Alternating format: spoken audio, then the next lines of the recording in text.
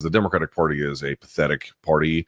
I think if people were really acquainted with parties in Europe and to what extent they represent genuine forms of left-wing political thought, they would be very, very surprised to see that people in this country think that the Democratic Party is a genuine left party. It's really not. In some cases it is, in many cases it is absolutely much more center, in certain cases center right on any number of issues. I think partly that unwillingness to play any kind of opposite standard has made them to a degree obsolete in certain cases. Certainly no genuine alternative. But the point I would say is more to that is if we're just living in a time of the ascendant right. I've been reading this book. I'm not going to tell you about it yet because I have some big plans for it. I have been reading a book on the nature of polarization. I've discovered this book by total accident. I discovered these authors by total accident. And I'll just say this: you get told a story when you live in the United States. Certainly I did when I came up in my teenage years. So, 90s, late 90s. And then I was in college in the early 2000s. And the story that they tell you is that there's been a few bumps in the road, but that there has been like an inexorable trend in a certain direction that the country has been going in. Obviously there's been a civil war and whatnot, but let's say certainly since the 1960s, right? And what you find out when you dig into the details is that is absolutely not true. That is not true at all. In fact, there have been, and you can decide which version of it is progress, but that a much more careful reading of the events gives you a different perspective, which is that, and this is why I made this point about Dana White getting so heavily invested into one political party and one political affiliation, like so aggressively. And the reason for that is it's a competing process between warring factions. How those cross-cut is a different conversation. But the reality is the current nature of what we're doing is one side trying to undo what the other one does in these sort of 8 to 15 year electoral waves.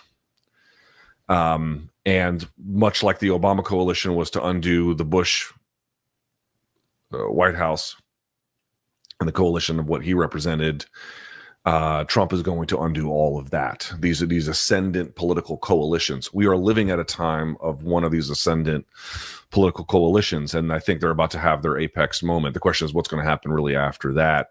If past is prologue and these guys who have who have studied the nature of polarization are right, there's going to be not the same coalition, but a different coalition of folks who are opposed to the existing one who will eventually have their way.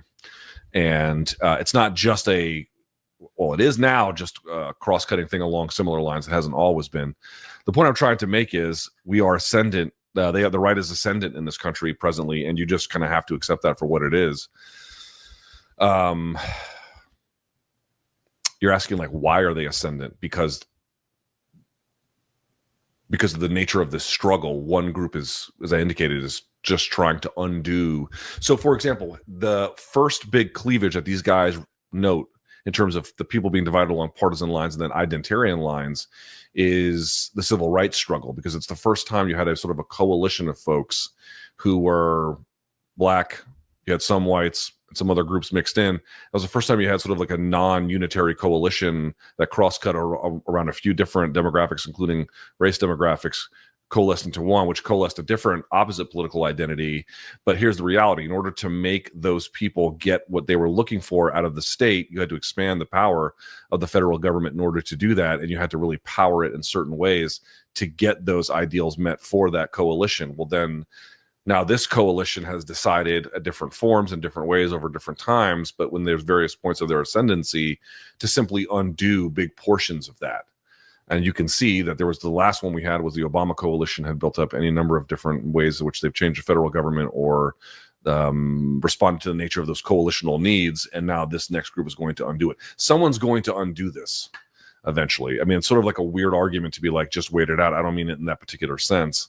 What I'm just trying to tell you is if there's any kind of historical comfort, we are in a very strange time and a unique time, but in terms of coalitional battles and the way in which one group just simply undoes the other one, this is not unusual.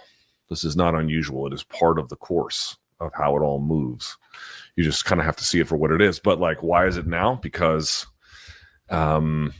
these coalitions all tend to ossify from the inside over time, no matter which one it is. That's not quite true. But a lot of the more expedient political things that they attempt, that ossifies over time.